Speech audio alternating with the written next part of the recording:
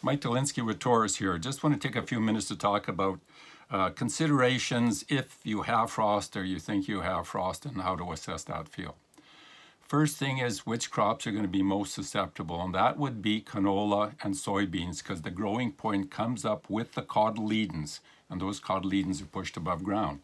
Things like wheat and peas and lentils, the growing point stays below ground for quite a while, and if the shoot is killed, there's enough nutrient in the seed, which is below ground, to put out a new shoot, and maybe you'll even get some tillering out of it.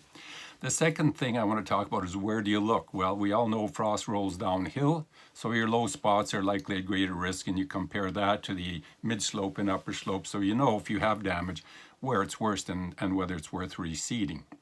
The other thing to look at is a trash cover. I found over time and talking to other folks that you typically have more frost damage where you have heavy trash compared to where you've got black soil. Black soil warms up in the daytime, gives off that heat at night, and plants are protected. In those heavy trash covered areas, they don't heat up nearly as much, and as a result, the soil doesn't have that heat to support it through the night. The other thing to look at is where is that damage on the plant, and it's going to be right at the base of the cotyledons if there's just two cotyledons and no leaves.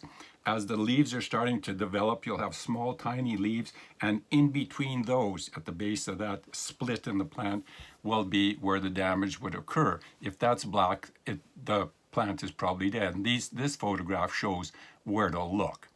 The other thing is, if you only have 2 or 3 plants, that's enough to make a crop if it's just in patches, as long as you don't have huge bare patches. So make sure you assess all those things before you make a decision. Reseeding in most cases does not pay. Hope that helps, and if you have some damage, get some help and don't panic. Thanks a lot.